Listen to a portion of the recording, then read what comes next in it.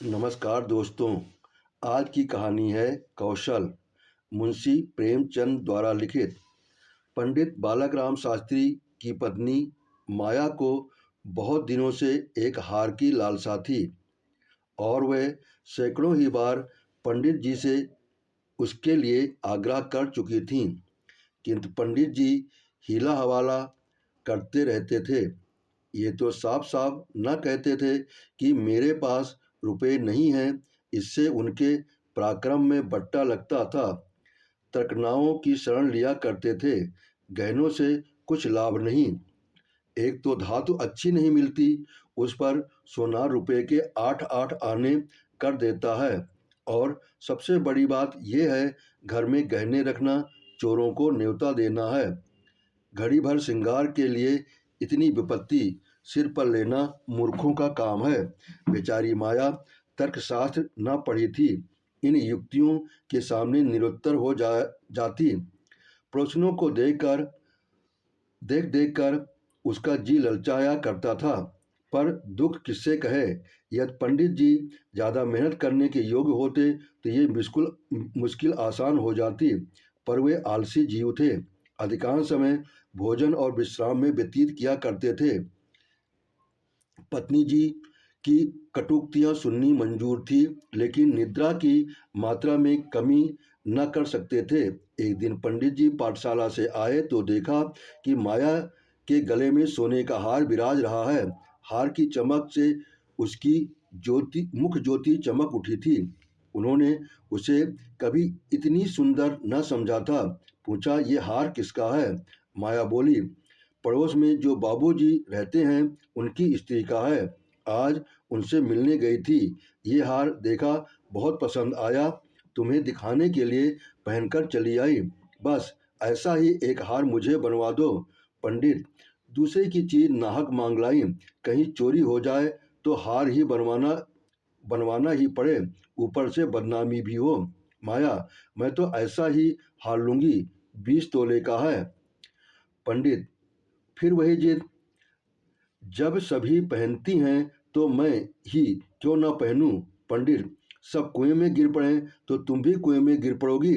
सोचो तो, इस वक्त इस हार के बनवाने में 600 रुपये लगेंगे, और 1 रुपया प्रति सैकड़ा भी ब्याज रख लिया जाए तो 5 वर्ष में 600 रुपये के लगभग 1000 हो जाएंगे। लेकिन 5 वर्ष में तुम्हारा हार मुश्किल से 300 रुपये का रह जाएगा। इतना बड़ा नुकसान उठाकर हार पहनने से क्या सुख। ये हार वापस कर दो, भोजन करो और आराम से पड़ी रहो। ये कहते हुए पंडित जी बाहर चले गए। रात को एकाएक माया ने शोर मचाकर कहा, चोर चोर, हाय घर में चोर, मुझे घसीटे ले जाते हैं। पंडित जी हकबड़ाकर उठे और बोले, कहाँ कहाँ, दौड़ो दौड़ो। माया, मेरी कोठरी में गया है, मैंने कोई परछाई देखी। पंडित, लालटेन लाओ, जरा मेरी लकड़ी उठा लेना। माया, मुझसे तो मारे डर के उठा नहीं जाता। कई आदमी बाहर से बोले, कहाँ है पंडित जी, कोई सेंध पड़ी है क्या? माया, नहीं नहीं, खपरेल से उतरे हैं। मेरी नींद खुली तो कोई मेरे ऊपर झुका था। हाय राम, ये तो हार भी ले गया। पहने पहने सो गई थी, मुझे ये गले से निकाल लिया। हाय भगवान। पंडित, तुमने हार क्यों उतार न दिया था? माया, मैं क्या जानती थी कि आज ही ये मुसीबत गिर पड़ने वाली है। हाय भगवान। पंडित, अब हाय हाय करने से क्या होगा, अपने कर्मों को रो। इसीलिए कहा करता था, सब घड़ी बराबर नहीं आती, न जाने कब क्या हो जाए। अब आई समझ में मेरी बात। देखो, और कुछ तो नहीं ले गया। पड़ोसी लालटेन लिए आ पहुंचे। घर में कोना कोना देखा, गरियां देखी, छत पर चढ़कर देखा, अगवाड़े पिछवाड़े देखा, शौच गृह में झांका, कहीं चोर का पता न था। एक पड़ोसी किसी जानकार आदमी का काम है। दूसरा पड़ोसी, बिना घर के भेदिए के कभी चोरी होती है नहीं। और कुछ तो नहीं ले गया।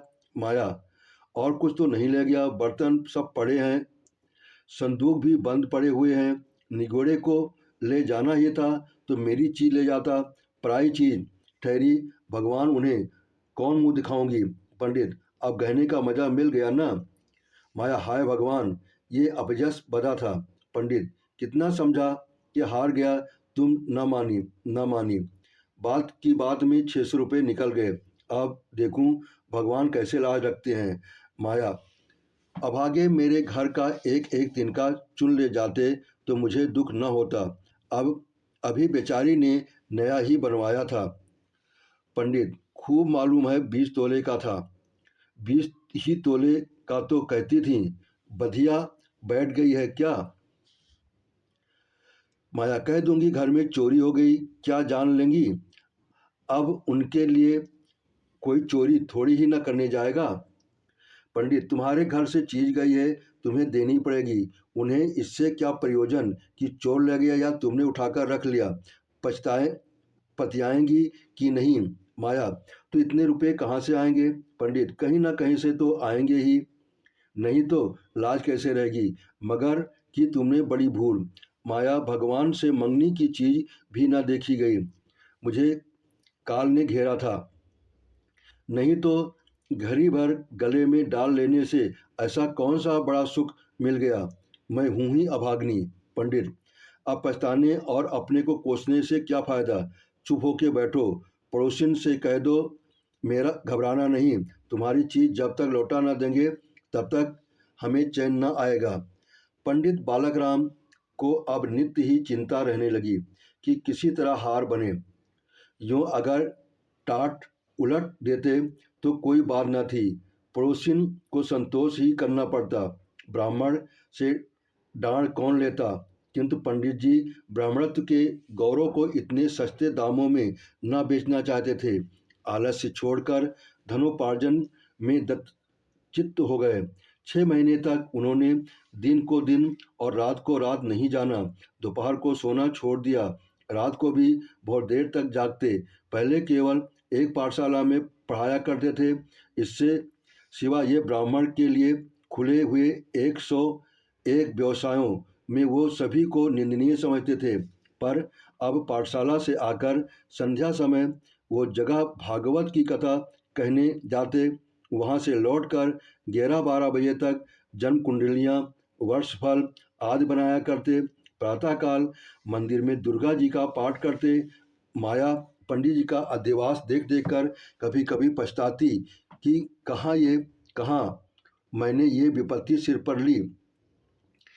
यहीं बीमार पड़ जाएं तो लेने के देने पड़े। उनका शरीर क्षीण होते देखकर उसे अब ये चिंता व्यथित करने लगी। यहाँ तक कि 5 महीने गुजर गए। एक दिन संध्या समय वो दिया बत्ती करने जा रही थी कि पंडित जी आए, जेब से पुड़िया निकालकर उसके सामने फेंक दी और बोले, लो, आज तुम्हारे ऋण से मुक्त हो गया। माया ने पुड़िया खोली तो उसमें सोने का हार था। उसकी चमक दमक, उसकी सुंदर बनावट देखकर उसके अंतस्थल में गुदगुदी सी होने लगी। मुख पर आनंद की आभा दौड़ गई। उसने कातर नेत्र से देखकर पूछा, खुश होकर दे रहे हो या नाराज होकर। पंडित, इससे क्या मतलब, ऋण तो चुकाना ही पड़ेगा, चाहे खुशी से या नाखुशी से। माया, ये ऋण नहीं है। पंडित, और क्या है। बदला सही। माया, बदला भी नहीं है, फिर क्या है। माया, तुम्हारी निशानी। पंडित, तो क्या ऋण के लिए कोई दूसरा हार बनवाना पड़ेगा। माया, नहीं नहीं, वो हार चोरी नहीं गया था, मैंने झूठ मूठ शोर मचाया था। पंडित, सच। माया, हाँ सच कहती हूँ, मेरी कसम। पंडित, मेरी कसम। माया, तुम्हारे चरण छूकर कहती हूँ। पंडित, तो तुमने मुझसे कौशल किया था। माया, हाँ। तुम्हें मालूम है तुम्हारे कौशल का मुझ में क्या मूल देना पड़ा। माया, क्या 600 रुपये से ऊपर। पंडित, बहुत ऊपर। इसके लिए मुझे अपने आत्म स्वातंत्र को बलिदान करना पड़ा। आपने कहानी पढ़ी, इसके लिए आपका बहुत बहुत धन्यवाद। आपने सब्सक्राइब किया, इसके लिए दिल से आभार।